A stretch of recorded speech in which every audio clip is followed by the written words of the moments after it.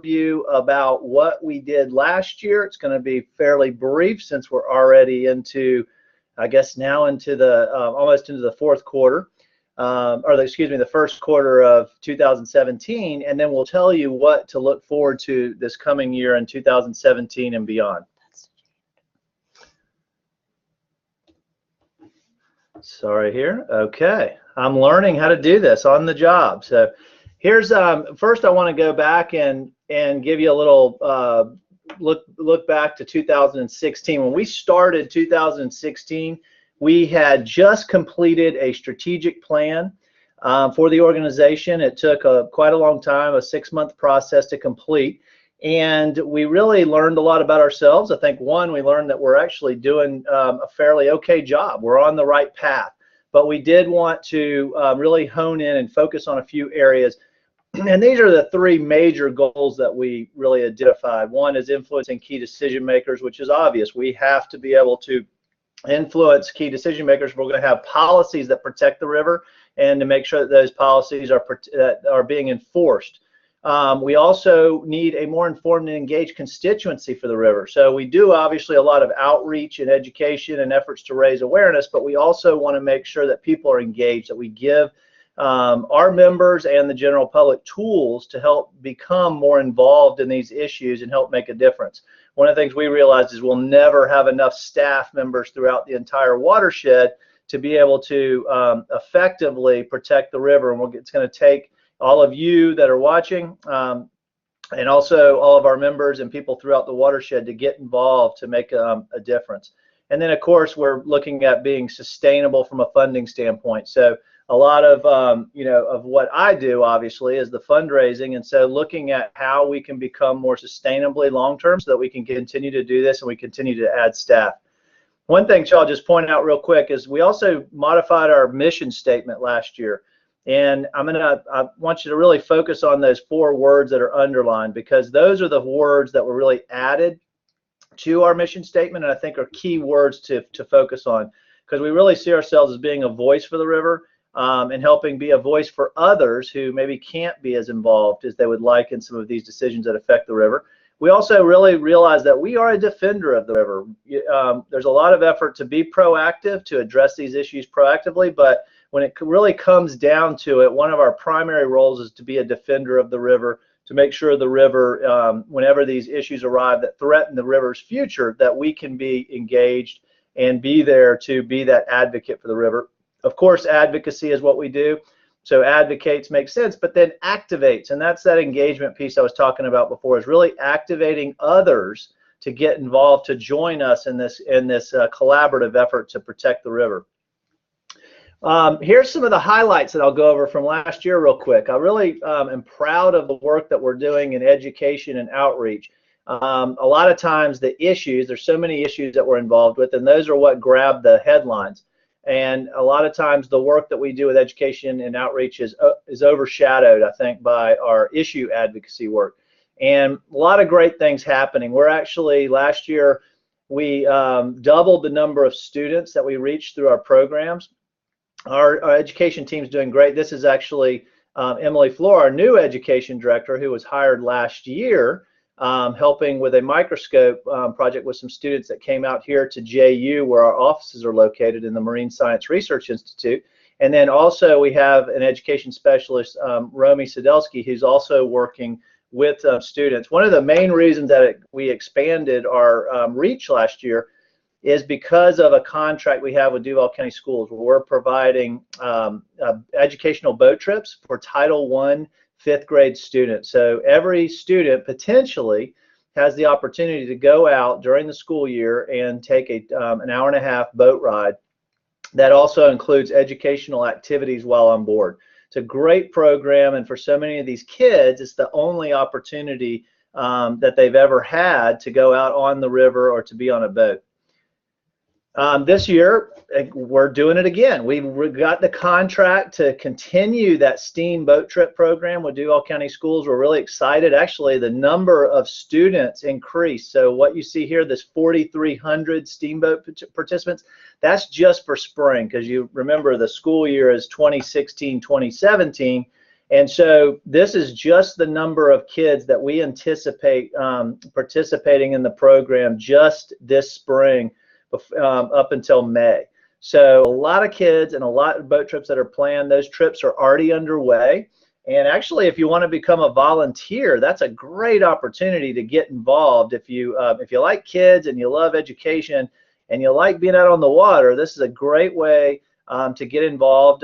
You can come along and get trained and then become a volunteer. And we have different stations that the kids go to, and you can help be a leader of one of those stations while on board and teach these activities. It's really a lot of fun, and I encourage you to get involved. If you want to do that, you can go to our website and send an email to Emily, our education director, who I'm sure would be glad to get you involved. We're also expanding more into Clay County. We've had a contract with them for the last couple of years. What happened when the St. Johns River Water Management District dramatically cut their budget a few years ago and essentially cut out all of their education programs, there was counties like Clay County that relied on them to provide education programs in their county.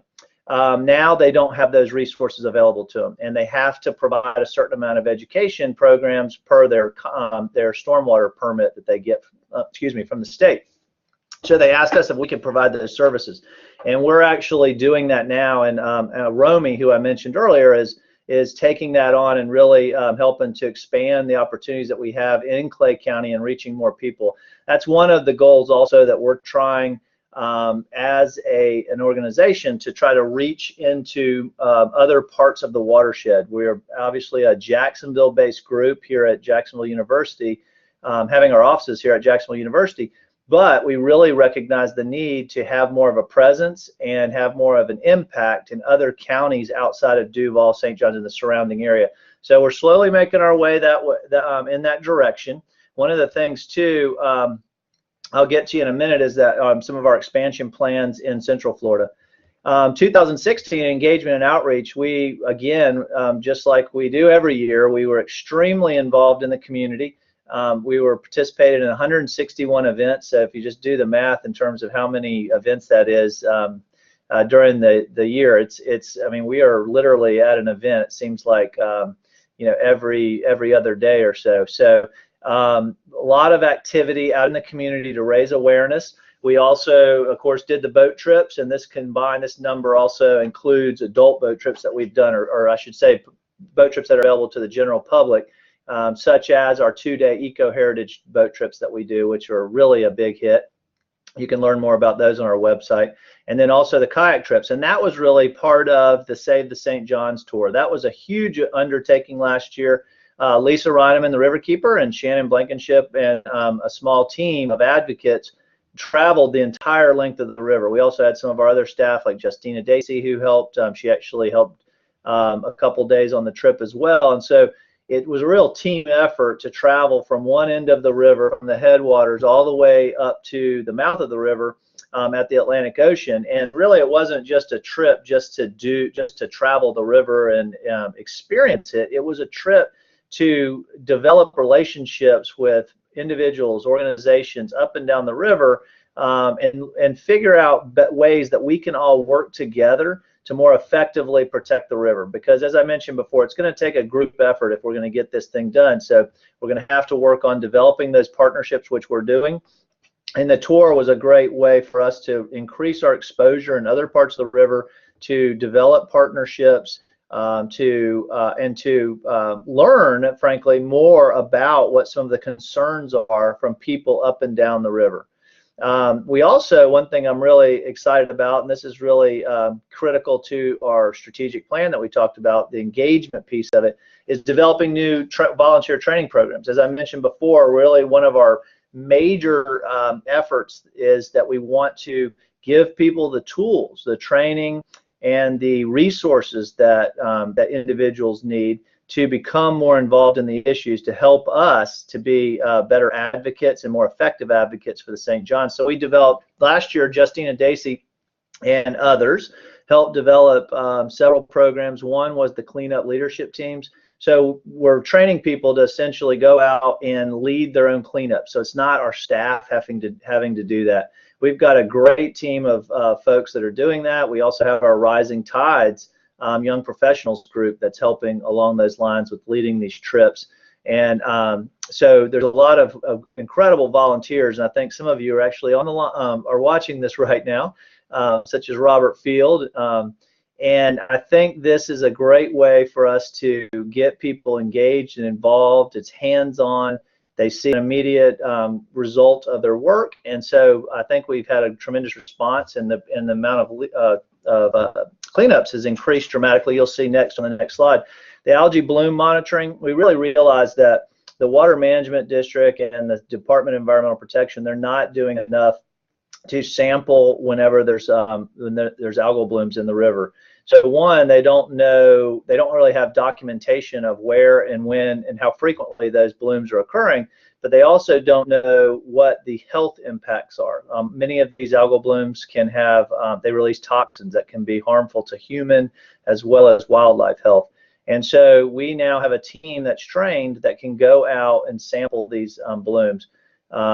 We had a lot of people that have participated and are involved, and now we have people that we can send out when there's a bloom to either identify it and see if it's something that we should be concerned about, or to and then also to sample and take that to a laboratory where we can get the results back, and then we can notify the public if there is a health risk. And then the microplastic sampling program, that's another program where people can help us take samples and then identify under microscopes whether microplastics are present in the water.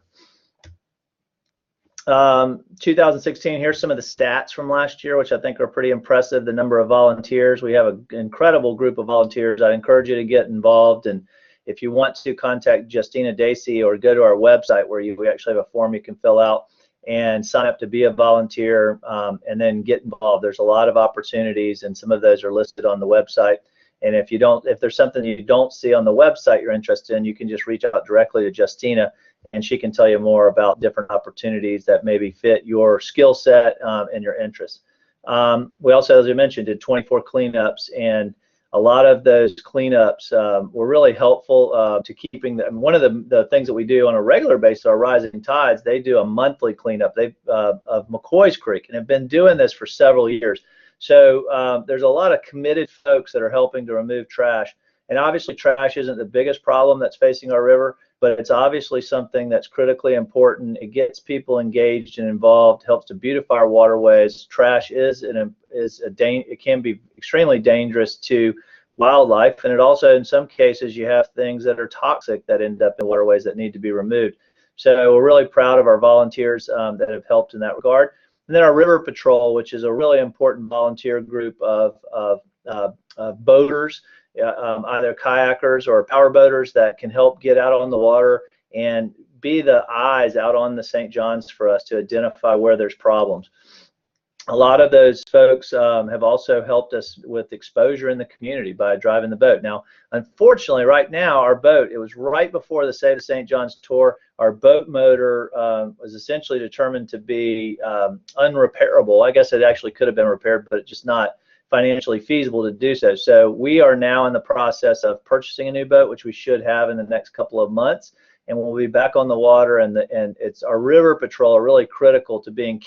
There's a group of them that are captains that will take the boat out and help us to get people like the media out on the water, or important dignitaries in our community leaders that we need to get out on the water to discuss and share different problems that are affecting the river. 2017, a lot of more exciting things coming up. One of those is coming up just this weekend. It starts in just a few days. Active River, March 18th, April 2nd.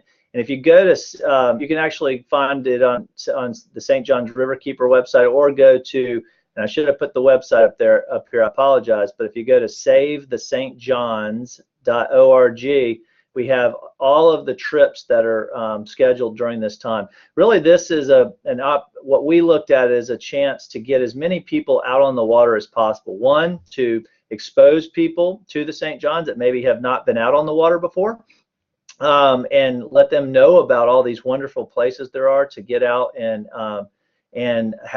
enjoy and recreate, but then also to get those people that already are using the river to get out as a statement by us all collectively to say our river is important and it needs to be protected. So we really encourage you to get out on the water. We join one of the scheduled trips, which there's many that are throughout that entire time span of March 18th to April 2nd.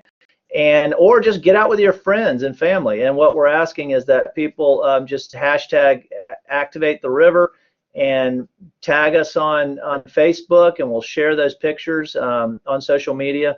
We really want to get the message out that the river is important, needs to be protected, that it's an important economic resource for recreation and for businesses, and to get people out to enjoy this special place. If we don't use the river, people aren't going to be interested in protecting it. And this is one of the best ways for people to develop a relationship with the river and to develop a real love and motivation to protect it. Also, our troubled waters. That is the documentary that we completed late last year that really documents a lot of the pollution problems and threats to the St. Johns. And it's a great documentary. It includes a lot of our partners from other environmental organizations, and I'd encourage you to see it. You can watch it. You can watch the documentary online. It is available with a lot of other resources on our website that document and support the information that's included in the film. But then you can also join us at one of the screenings. The great thing about the screenings is that it's usually at a great location, like for instance the one in Jacksonville coming up is at Sunray Cinema, which is a great local independent theater. And we also have a panel discussion afterwards. So it gives you a chance to ask questions and to hear from experts, talk and discuss more about these issues that are affecting the future of our river. And we have several of those screenings coming up, and so I encourage you to go to our website and get involved. And then we're also expanding our volunteer programs. We're going to continue to enhance those new training programs that I talked about, but then add new ones. Like for instance, we're doing a construction sedimentation training program to identify when construction sites are not in compliance, and then how to report that so that we can stay on top of these construction sites and make sure that they're not allowing dirt to leave the site and pollute and silt in our tributaries of the St. Johns. And that's it for right now from me, from just giving you an update. Oh, and I'm sorry, one other really important thing. I talked about the middle basin of the St. Johns and the upper parts of the river. We're really trying to expand our activities, and I'm really excited. I should have included a big picture of you, Jane DeRocher, but Jane DeRocher is our new Middle Basin Advocacy Director, and she is based in DeLand. And this is a big deal for us because we've actually never had a staff member outside of Duval County. And so to have someone that is actually based in the middle basin of the river and can address a lot of these issues. She was instrumental in helping to, for instance, put together a screening in DeLand of troubled waters where we had, I can't remember, what was it, 200 people or so that showed up for that screening, and helping us to develop a base. We realize that if we don't have a presence in these communities, we're not going to develop the following and the support that we need to be effective.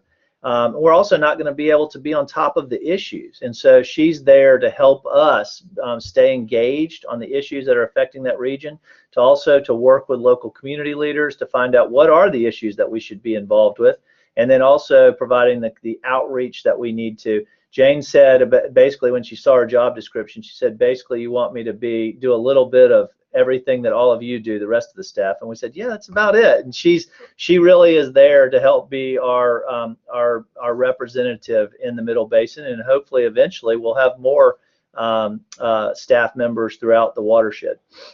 So that really wraps it up for now, and I'll turn it over to Lisa, who will talk and give you an update on a lot of the issues. And hopefully she won't depress you too much, but just remember that there's a lot of opportunities to get involved, and that together we all are going to make a big difference for protecting the river. And thanks for joining in.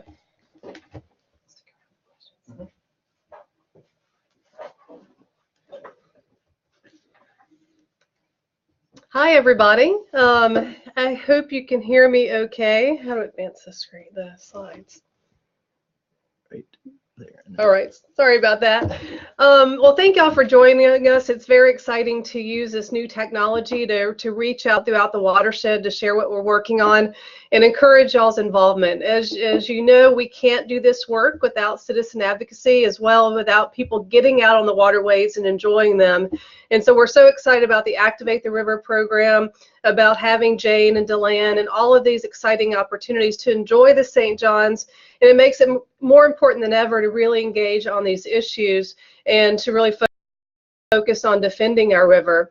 It is a critical time on several of the projects and permits that we've been working on for more than 5 years. And so I'll just give you a little update, again, not to depress you, but let you know where we are and also ask for your help. So let's see. Of course, dredging the St. John's, this is right here in the last 13 miles of the river. The Jacksport is wanting to deepen the river from the mouth there at Mayport, 13 miles inland, just west of the Dames Point Bridge. We have worked since 2012 with the Army Corps as well as Jacksport, the city of Jacksonville, anyone that would listen to really focus on getting this right. We initially were hopeful that we could balance the environmental impact, basically trying to negotiate a very strong proactive mitigation package to fortify and offset the damage that will happen due to this dredging before the construction happens. What happens when you deepen the river from 40 to 47 feet for this stretch of a waterway, you actually increase the salinity, the saltwater wedge that's coming further into the river. And that saltwater intrusion does more damage to our submerged grasses and trees and wetlands. Those are the kidneys of the St. John's. And so when you do damage to the kidneys, our river doesn't have the capacity to filter out the unfortunate pollution that's in our river. Not only is the biofilter capacity extremely important, that's also habitat for our fisheries, habitat for mammals. And so it's important to protect those wetlands. And the mitigation plan is woefully inadequate that is actually on the table. It will not protect the St. John's. It will not protect our wildlife and the water quality of our river. In addition to the salinity intrusion, you're going to have more erosion, more sedimentation, and unfortunately the Army Corps continues to underestimate the impact not only to the river but also to our tributaries. Their modeling was not sufficient to understand tributary damage, and so in addition to them not understanding the impacts, the mitigation is woefully inadequate. They're only focusing on buying conservation land, and the conservation land they're proposing in the area of the dredge, Pelotes Island, that's already conservation land. So it's not adding any additional net benefit to the St. John's. In addition to the environmental impacts being underestimated, the mitigation plan being virtually non-existent, the economic benefits of this project have been over-exaggerated. Basically, Jacksport is selling a big benefit, so we'll look the other way and not worry about the damage that will happen to our greatest natural asset. Luckily, there is a conversation that's brewing independently of our work that really calls into question with detailed analysis the reality of what may or may not happen from an economic perspective. So we're continuing to fight this. If you've been following our work, you know we've done everything. We've had all sorts of unique approaches trying to avoid litigation. However, we will be filing a lawsuit within 30 days to make sure this project does not move forward without protecting our St. John's River. Oh, there's a slide right here. Sorry, I didn't go forward again. Just summarizing exactly what we were talking about. These are our ongoing concerns. And basically it is they're failing to take a holistic approach, and that approach is required by federal law. The example of the Army Corps not getting it right is evident if you look as far in Miami. In the dredging of Biscayne Bay, the Corps said they would damage some of the coral, but they limited it to a small area. Our sister organization, the Miami Riverkeeper, challenged that program. They were able to get additional mitigation to protect more of the coral reefs, but even with that additional mitigation, the Corps killed more than 60% of the reef colonies in the area, and they admitted it was the worst case scenario. Now Miami-Dade County, who's picked up the responsibility to undo the damage, is on the hook for the Army Corps not getting it right. And we don't want that to happen to the St. John's and Northeast Florida. I mentioned the numbers, the independent conversation that's happening right now about the economic impact. One thing that's not happened is there hasn't been any cross-check. There hasn't been anyone to really look at the JAXPORT report. The Army Corps only looks at the reduction of cost to shippers. The only economic analysis that's been done to date on the actual economic impact has been done by JAXPORT. And so no one's really dug in and had the ability to unravel their economic study to truly question it until now. And that conversation's happening, and you'll see more of that in the media soon. One of the goals of St. John's Riverkeeper is to make sure that these signs don't exist in our river, in our watershed. Unfortunately, we're continuing to see too much bacteria in our tributaries in the St. John's, and a lot of this is coming from failing septic tanks. There are 2.6 million septic tanks in the state of Florida. 90,000 of those are in Duval County alone. That is a huge, huge source of pollution in our watershed and our tributaries. In the city of Jacksonville alone, it's $30 million just to get the next 1,000 out of the watershed. Luckily, that money has come to fruition thanks to the work of Council President Boyer in the city of Jacksonville negotiating with JEA. So they do have $30 million dedicated to remove 1,000 of those tanks. However, that's a very small portion, a small percentage is what's needed. In a report recently by Public Works Department, it actually was stated that $700 million is needed to hook up all the failing septic tanks. And so it's a big issue. And sadly, it's not just in Jacksonville alone. There's septic tanks throughout the watershed, starting in the headwaters in the Melbourne area. There's a focus of septic tank removal, not only because it's impacting the St. John's, but also the Indian River Lagoon. And it moves forward all throughout the watershed. So we as a state of Florida, we need to get a septic tank solution. It doesn't need to come at the cost of conservation land or protecting our recharge areas. We need to focus on what we do as a state of Florida to remove these septic tanks off our waterways, because the more pollution that gets in, the less we're able to use our natural systems.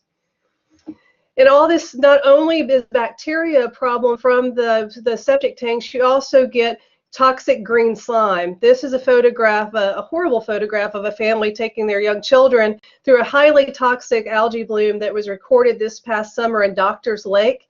In fact, the total microcystin toxin was 2,473 milligrams per liter, which, just to put that in perspective, that's extremely high, and the probability of acute health effects is problematic. And that's according to the World Health Organization. And the problem with these blooms is that it takes a while to get the folks out, the agencies, to go out and do the proper sampling. That's why we have implemented our volunteer sampling program that Jimmy mentioned.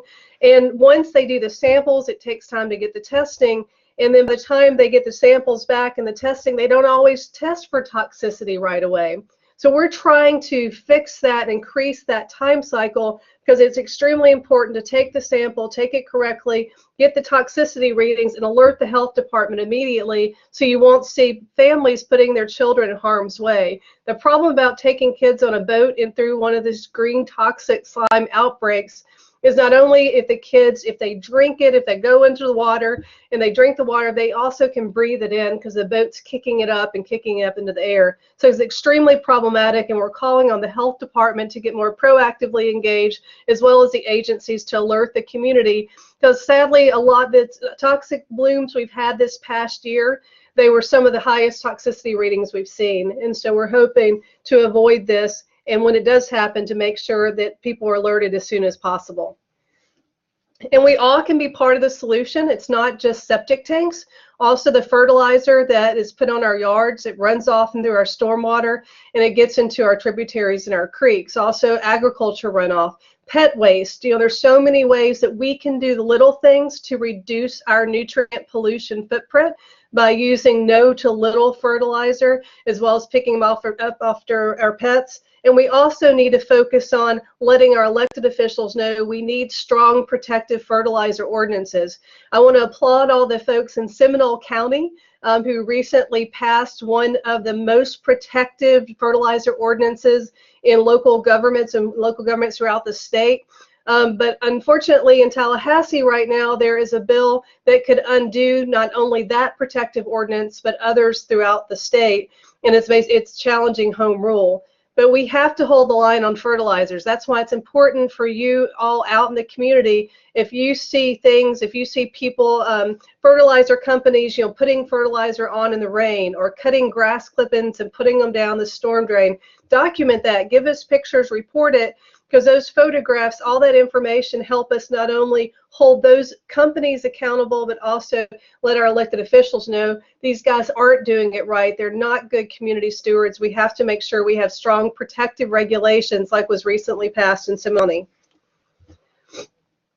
In 2014, we all celebrated the passage of the Amendment 1 that was a land and water conservation vote. That vote won by 75% of the voters. It was an unprecedented win for environmentalists throughout the state, and thank all of you that worked hard to make this vote happen. And then what this did with dedicated dock stamps, a percentage of dock stamps that are purchased when you purchase a home, it dedicated by the Constitution this funding to buy conservation land, to maintain conservation land, to protect our waterways and for recreation. However, the legislature has misappropriated those funds. They decided that it was their right to appropriate these funds as they saw fit. But these are dedicated funds, and so they can't be used for seat cushions. They can't be used for legal suits for civil rights. They can't be used to offset existing general fund expenditures. But the legislature has continuously misappropriated more than $250 million per year of this dedicated funding. Just 2 weeks ago, Senator Bradley in Fleming Island has offered an amendment to Senate Bill 10 that would allow these dedicated funds to conservation land to be used for water supply development projects. Not only do we think that's unconstitutional, it's also extremely problematic to the St. John's and a threat, because as we know that Central Florida wants to withdraw more than 160 million gallons of water every single day from the St. John's. And so we will be opposing that amendment to Senate Bill 10 and have more information for you all to engage to oppose that as well. In addition to working with the legislature this session to focus on investing these dollars as the voters intended, that was 75% of the voters intended, we'll also be working, we're continuing our lawsuit. We have a lawsuit against the legislature because we believe that this is a constitutional violation and a misappropriation. That hearing will happen this summer. We'll keep you posted. Not only are we trying to restore our waterways, we're also trying to prevent additional pollution to go into them. That is why we're challenging the grass-fed beef operation in the Silver Springs spring shed, Sleepylands Creek. And as you know, Silver Springs is the largest freshwater spring providing critical water source to the St. Johns River. And the Silver Springs is highly polluted. I think I have a photograph. Here's actually a map showing you where Sleepy Creek lands are. This was a sod farm, and so what this rancher is wanting to do is actually put grass-fed beef in a very sandy area in Silver Spring Shed. So what happens when you have sand and you want to grow grass, you have to water it heavily, you have to put high levels of fertilizer on it, and you also have manure, you have byproducts from the cows. And so this is a recipe for disaster. We worked on this, they phased this permit in. We were able to, originally they were asking for more than 13 million gallons a day. And we've been able to hold the line. They've only been able to get a phase of their permit for 1.46 million gallons a day. That is the camel's nose under the tent. But what happened when they were trying to go after that first phase permit, our technical team was able to produce evidence that led to the denial or the recommended denial of the second permit. And so that recommendation stood for 2 years, but just recently the Water Management District reversed their opinion. They fired all the scientists, they have new models, and magically now they're recommending an approval for an additional 1.12 million gallons a day. And while that may not sound like a lot, it will allow them to have this highly problematic use, high intensity use in this watershed. And so that's why we're fighting phase 2 of the permit. And here's what Silver Springs looks like today.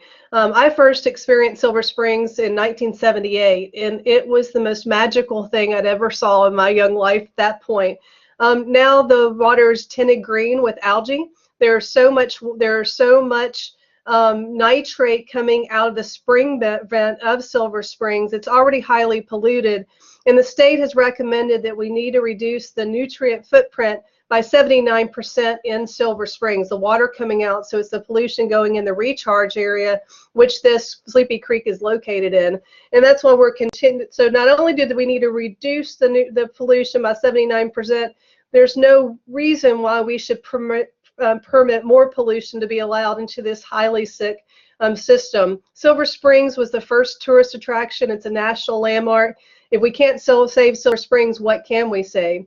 There is a meeting tomorrow night in Ocala on the minimum flow and level of Silver Springs, which is also highly concerning because even though the science just 2 years ago showed they've already over allocated water for Silver Springs, now magically the district is saying they can reduce another 6% of flow. We do not like their math. We don't think it's right. We're focusing on a challenge there as well. And as I mentioned earlier, Central Florida, they've run out of their drinking water, and they do have their sights on surface water, fresh water from the St. Johns. We have been working with them for years to promote sustainable water conservation. We believe we have a water use problem, and we need to live within our water means. However, they want to focus on more and more growth, and so they're proposing unsustainable water withdrawals. Again, looking at more than 160 million gallons of fresh water out of the St. Johns every single day. What happens when you pull that amount of fresh water out, you start pulling more salt water in from the mouth. And so it's going to do the same damage that the dredging would do if it moves forward, doing damage to the wetlands, the grasses, the kidneys of our river, of our tributaries, degrading habitat for our wildlife, and causing more pollution problems. And so our technical team's continuing to study this and build up a technical foundation to make sure that water is not siphoned from the St. Johns River. Excuse me. Sorry, I know this is a lot of threats, but good news is a lot of people working on this. Last year, the Florida Department of Environmental Protection, they actually approved a new rule to increase the amount of carcinogens that can legally be dumped in our waterways. Environmental agencies across the state have stood up to this, have met comments. The state ignored all of our concerns. They did approve this rule, and it's now been sent to the EPA.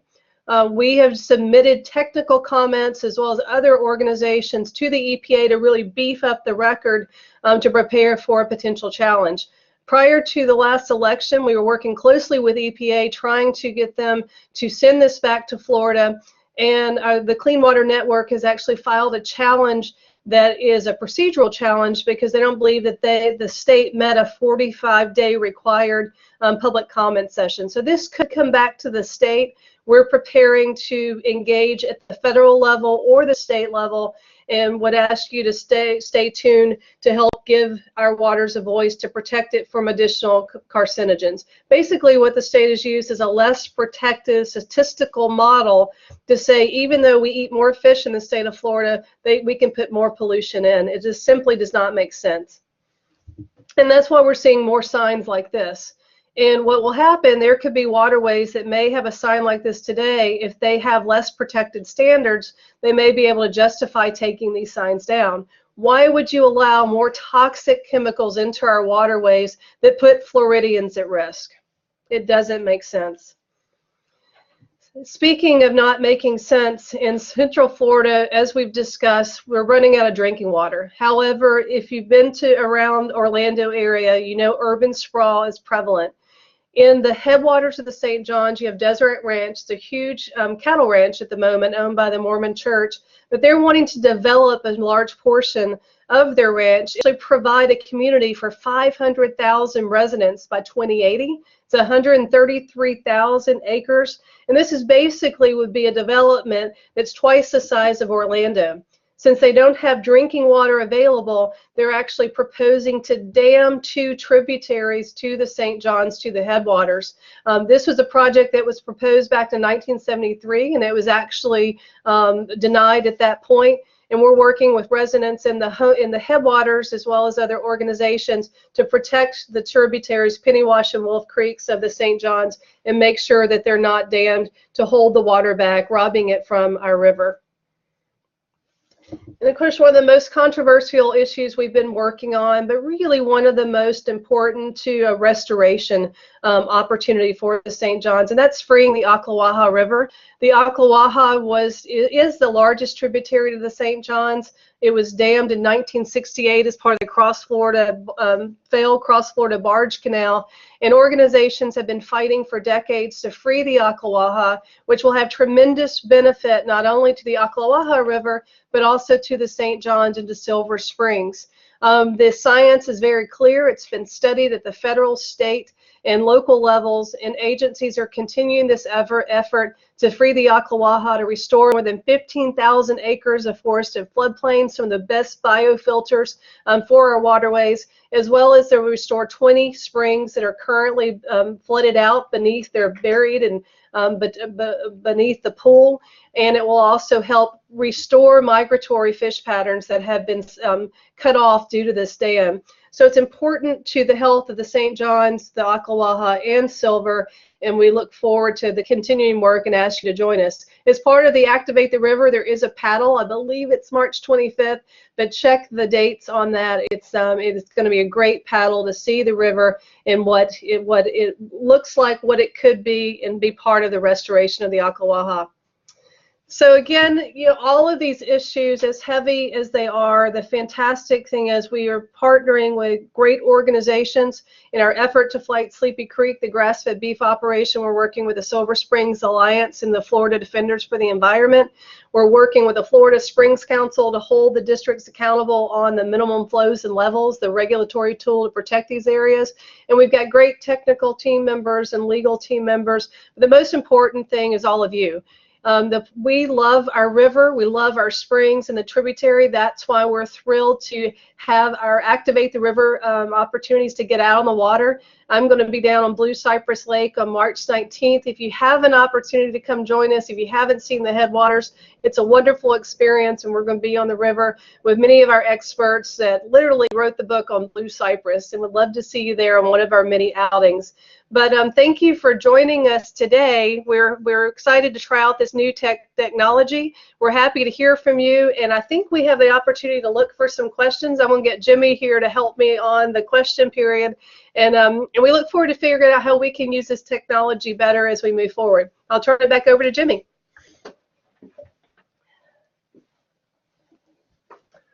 Yeah, let me just mention real quick too. One of the tools that I did not mention is the fact that we are participating with the Water Rangers app. And I encourage you, if you go and do a Google search for Water Rangers, and then once you get into the website, you can create an account and then search for St. John's Riverkeeper and find us and join up with St. John's Riverkeeper. And then whenever you're out on the water, if you see any problems, any pollution problems, anything that needs to be reported, you can actually report it through the app. And then it'll geolocate, and then you can put comments about what you saw, where you saw, and then you can actually track how it's being followed up. So I'd encourage you to help us. That's a great tool to give for you all to help us identify problems out there in the St. Johns River, to then report them, and then to make sure that there's a thread to follow up so that we know what's been done to try to address these problems. Yeah, we'll take some questions. Just if you have a question, just type it up in the chat room. Go ahead and type what you would like to know. I know Roger wrote something earlier about a strategy moving forward with as the White House tries to decimate the EPA. Unfortunately, a lot of our efforts are focused. We're so spread thin a lot of times that we don't focus as much on the federal level, but we will from time to time obviously notify our members about what they can do to engage with legislators. We also don't do any lobbying. We're not a lobbying organization, as many of you may know, because we're a 501c3. So we don't do a lot of direct lobbying, but we will continue to work with our local legislators to make sure that they are protecting the St. John's. And we also work within the Florida Conservation Coalition, which is a very effective coalition of environmental organizations throughout the state. This was started by former Governor Bob Graham, and it's been a very effective way for us to work together and to share resources and to work on some of these not only state issues but also to address some federal issues as well. But it's mostly focused on the state. But I think the most important thing is that you individually get involved. I think our legislators need to hear from us, and I think it can be much more effective than you think. When they hear from a lot of their constituents, it does resonate. And right now they're hearing from a lot of folks, and I think that's a good thing because it's going to help us to let them know that there are concerns out there that need to be taken seriously. And also, I mentioned one other thing. We are a part of the Waterkeeper Alliance, and that's a umbrella group that really involves all of the Waterkeeper groups throughout the country. And the Waterkeeper Alliance really helps for us to identify some of those national issues that we need to be engaged on and give us the tools to do that. So whenever we're able to, whenever we can, we'll issue an alert that helps us. They're the ones actually working on developing national strategy, and you can check out their website too, the Waterkeeper Alliance, and see what issues they're working on. See if we've got any more questions here.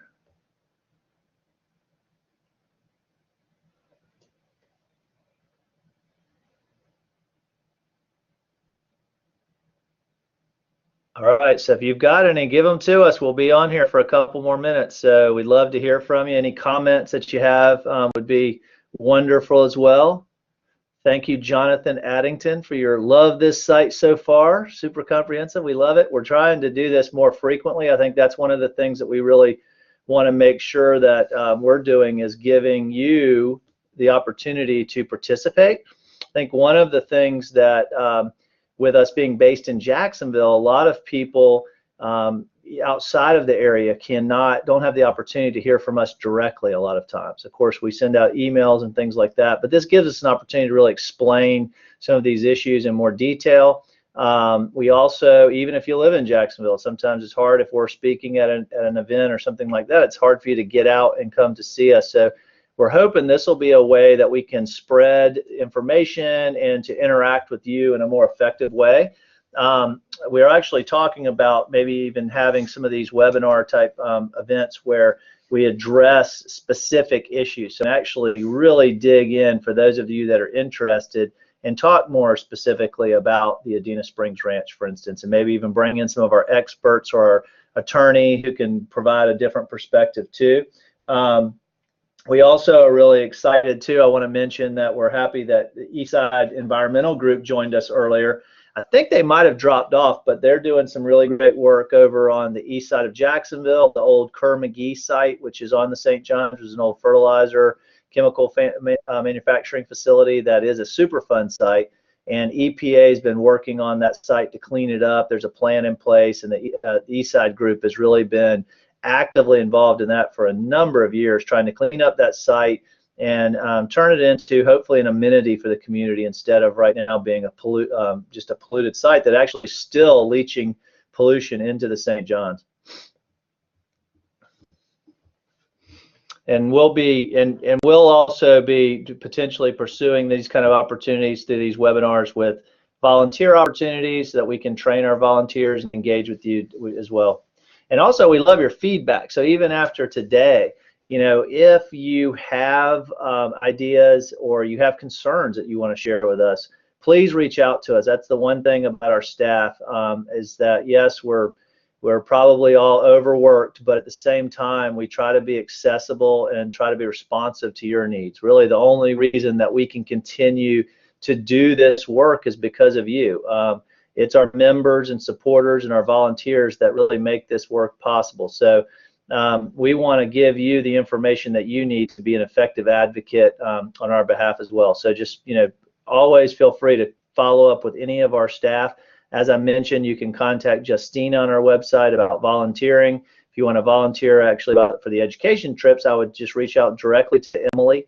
And we have, again, as I mentioned, plenty of opportunities. The website, we also try to provide a lot of comprehensive information. So if you have any questions about anything, you might want to check there first and see if the information is available.